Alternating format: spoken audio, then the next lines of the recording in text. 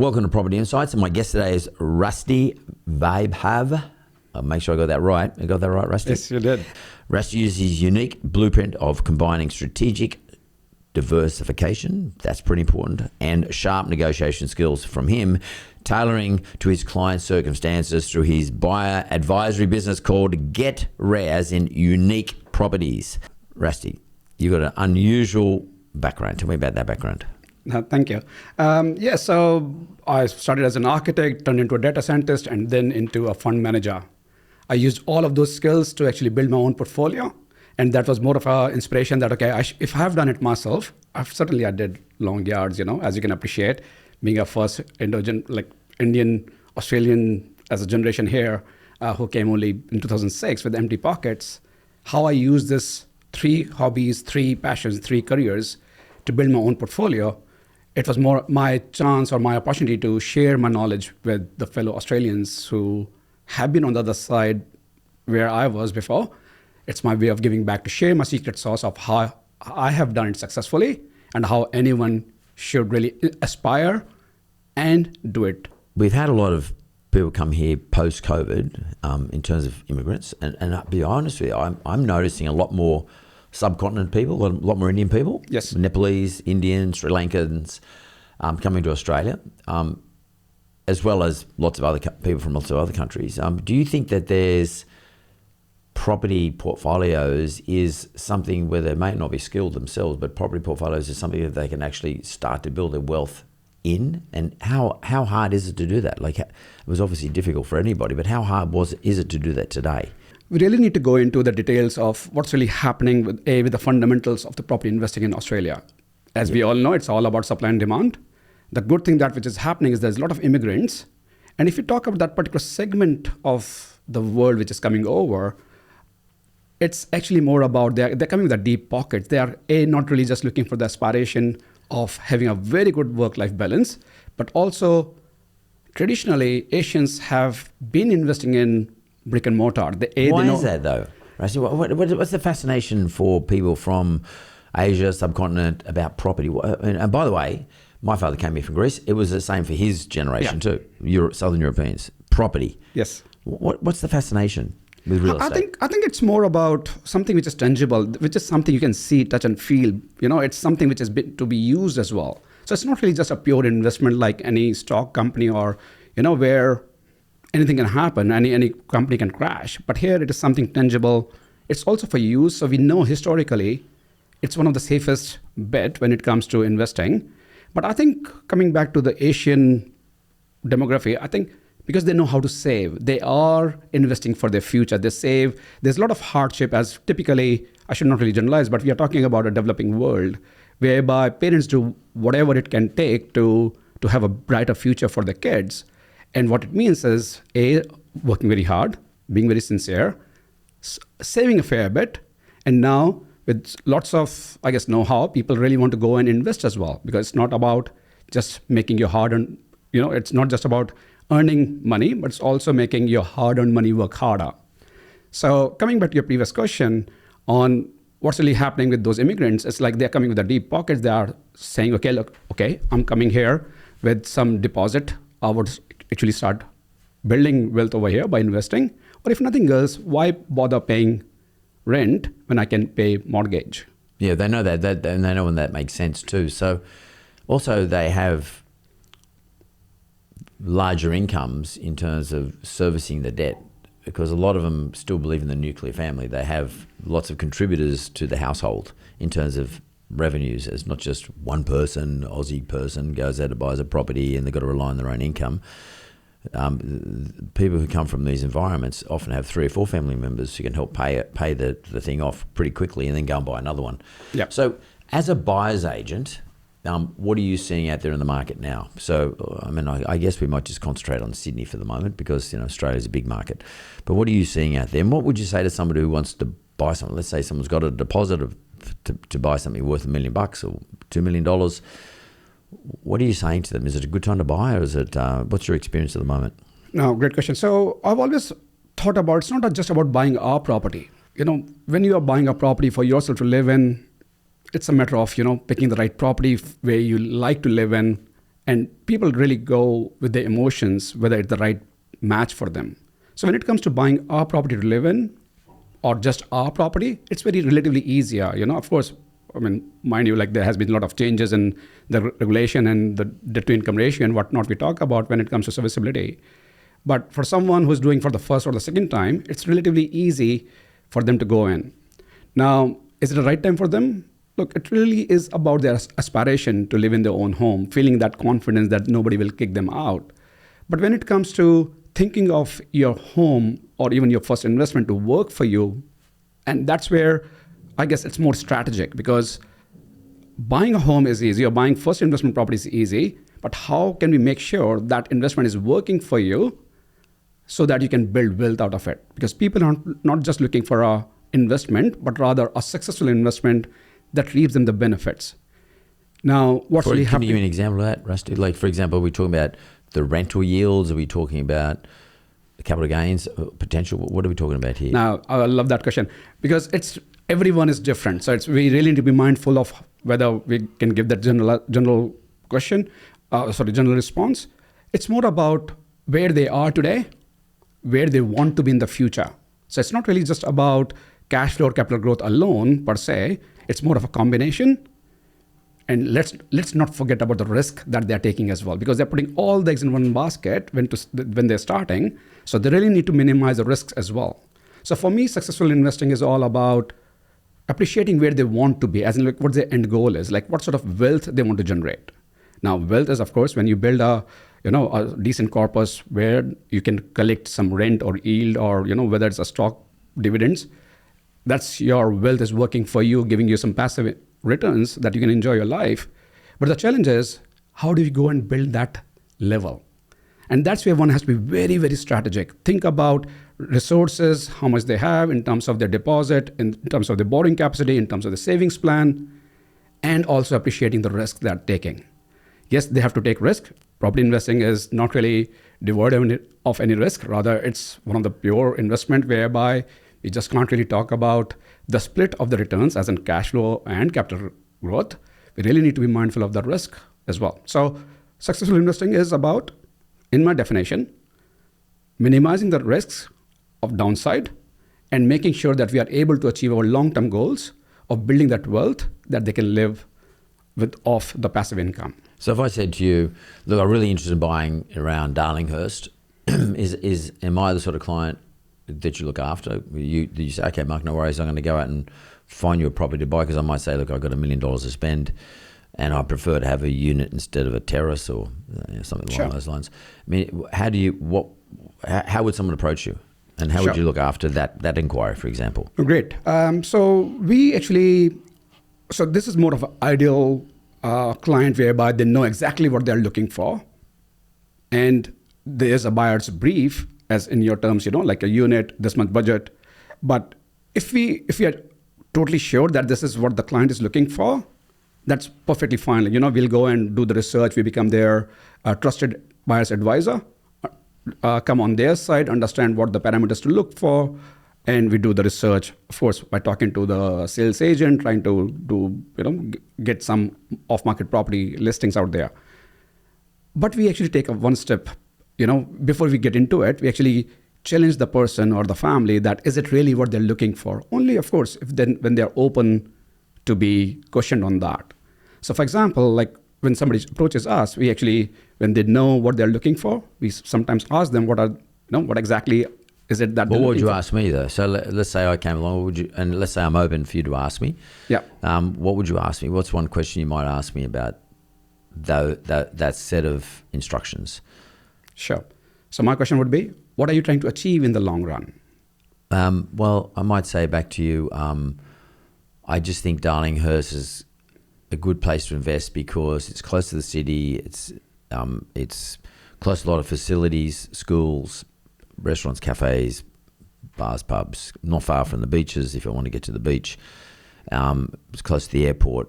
So I think it's geographically well positioned, and therefore I think I can always get a tenant for there because they can walk. Someone might be working in town, they can walk to town, etc. So I think it's I just think it's a good area to invest in. I think Darlinghurst is, the poorer cousin of Potts Point. Yep. And at some stage, Darlinghurst has to catch up to Potts Point. And I just think there might be some extra value sitting in Darlinghurst relative to what's going on at Potts Point. That's probably how I would answer the question. Therefore, I think it's a good capital gain upside. That would probably be my answer to you. No, and I totally appreciate it, what you shared. But you also mentioned that you want to invest. So forget about the property. Let me understand, why would you like to invest? Like, what is the reason that you're looking for investing? I want to make my money work for me. I don't want it sitting in the bank because I don't get a good enough return. So I want to leverage bank debt. Beautiful. I want to get, the capital gain might be 8% per annum. The bank's only charging me 7% per annum. So I'm going to make 2% or 1% on the bank's money. Totally. It's a differential, as in the cost of borrowing and what the total return you're getting and profiting from the difference. Totally get it. Now, what you just mentioned about the brief, that's perfect. But at the same time, let's go deep dive into making return. Now, how much return would you like to make is, of course, it's more of a relative thing, because now what we're thinking about, as an analogy, what am I hearing is, you got a car in your garage, you got fuel in the petrol in the fuel tank, you want to go for a drive because car is not really as good in the garage when you can go for a drive. Same thing, when you have some capital, some borrowing capacity, you would like to invest. But my question to you is, where would you like to end up? It's more about the end goal, because you can go for a drive. It's like going for a drive, not so much so about, I guess, the property I'm talking about. I'm talking about the long-term goal. Yes, you would like to invest and would like to make some money out of it. How much money are we talking about here? Well, I should want to make money. I'm just happy to own property and happy to own it forever. I don't care whether I sell it or I don't sell it. I like it to go up in value. But I'm just trying to build a portfolio because one day, I'll pass it on to my family. Beautiful. Yeah. So talking about that scenario, we are talking about the term portfolio now. Now, portfolio is where we actually start thinking about like what sort of robust portfolio we are talking about. And if you're talking from an average Australian perspective, like 90% of property investors in this country, obsessed with property investing, they end up buying only 1 or 2 investment properties. But on the contrary, it's only the successful property investors who are able to build a portfolio of 5 or more properties. And the key difference, if you think about it, is more about successful investors really know their limits in terms of their risk appetite, in terms of their risk strategy, in terms of their borrowing capacity, and then investing in such a way that we can have a diversified portfolio. I mean, if somebody is saying that I would like to buy a property in Darlinghurst, I really need to know, from my point of view, if I'm open, with that kind of discussion, what all exposure do we already have, so that we can go and diversify. If the gentleman has already have few properties there or has some business already related to that economy, maybe we are better off investing elsewhere, so that we can diversify the economic outlook of that market. Yeah. Okay. So part of your discussion with the client, if they're open to it, is suggesting diversification to that particular individual, property diversification or real estate diversification. And the reason for that might be, let's invest in Queensland because maybe you don't accumulate too much wealth here for land tax purposes, or let's go invest in Adelaide because zero vacancy rate in Adelaide, for example, or Canberra. Yeah. But then you might also explain to me that, but by the way, Canberra capital gains isn't as good as Sydney. Because whilst it's got a good rental yield, capital gains aren't that great down there. So in other words, as a buyer's agent, you can do the simple transaction, go find what's available to buy in Darlinghurst. But at the same time, you like to talk to the client openly, if they're open to it as well, about what's behind their decision making. Exactly. That's what you're talking about. So are you sort of moving into this sort of wealth advice? Is there any danger in that for you, like in terms of regulatory environments? Yeah, no, so great question. So we always say that not always say, but we also practice that we are only licensed to talk about property advisory. What we are saying is that we really need to build a team of professionals, because property investing is not really just a one-man show. It's more of a team of professionals, and we really need to get that team on the board, the likes of accountants, financial planners. Yeah, you talk to their team. Yeah, so I can talk to their team. Yeah. And if they don't have, I can facilitate that team building. Right. So I'm not really saying that this is what you should do. I'm saying this is the team. This is what really aspires, this is your aspiration to build wealth, legacy and whatnot. So how much it is, and then work it backwards. And let's talk to the professionals, because now we are not really talking about our property, but we are talking about multiple properties over the period of time.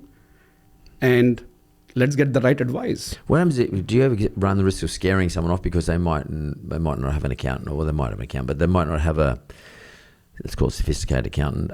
They may not have a planner. They start to worry about cost. Yes. Right now they say, I just want to buy one property. Is it confronting for them, or how do you go about that? Because it makes sense. You've got to have a proper plan. Yeah. But to have a plan, you've got to have those people involved. Do you run the risk of people getting a bit overwhelmed? Look, this is the starting point of overwhelming them, that it's not really as simple as just buying our property, but rather having the right strategic team. Because what we are saying is that property investing, though maybe just for one property, it's not just a hobby, but actually your business of investing in properties. Things that we're talking about, cost of borrowing and the rate of return. And if you're talking about business, we should be thinking about a business plan, strategy, and a team to work towards it.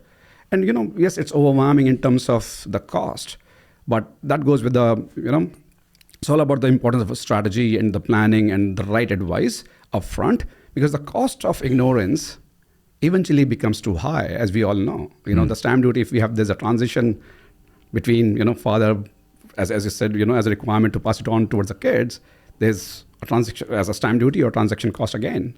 So bring it all that up front in a discussion on paper without really moving. It's like a GPS. We are not really saying just take one left turn, it's easy, but rather mapping it out, the whole thing. Yes, it's overwhelming, because now we are talking about, okay, what's going to happen in 20, 25 years down the line. It goes back to the statement, if you give me 6 hours to cut the tree, or rather use 4 hours to sharpen my axe first. So it's more about planning upfront and then moving forward. Because it's if I get the right foundation, building the tower is very easy, as in tower of wealth. It's very easy, one floor after the other. And Rasti, the book here, the Property Wealth Blueprint, how to build a robust portfolio to generate passive income and live the life you desire. When did you put this book together? Look, this actually came as my personal notes of investing since last 12 years. I've been investing in this country. Yep. Being MBA and CFA, I was very much into the education side of things before doing anything. I almost spent about 14 months just to research how property investing works in this country. So I was doing all of that. And when I started this business to give and share my knowledge, I was sending them individual articles, what I've written or collated over the period of time. And I realized it's much easier for me to put that together as a book. It took me about 8 months to put it together. And only when I had a deadline, that only I was actually able to make it. But the whole, I've learned from lots of mentors, a lot of coaches, attend lots of workshops. So it's more of a summary. And I really want to keep it very short and succinct so that it's easy to read and digest. Rasti, I think that people, I love the property environment as an investment asset class. I really do. And I think it's just worked for us for a long, long time, in Australia in particular. I think that there is a lot of demand for property. That's one of the reasons that property's carried us through all sorts of recessions in Australia over many years. And I do really think it's important for people to get proper independent advice about what they're going to buy and why they want to buy it, and what's the objective, what's it all part of, as opposed to just buying some random asset that may or may not own in 2 or 3 years' time. I don't like speculation at all in the property market. Yep. It is an investor's market where you got to invest properly. So I think that your business, it's a rare thing to get people to think strategically about real estate investment. So Rasti, thanks very much for coming on. I really appreciate that. My pleasure. Thank you so much for having me. Really appreciate it.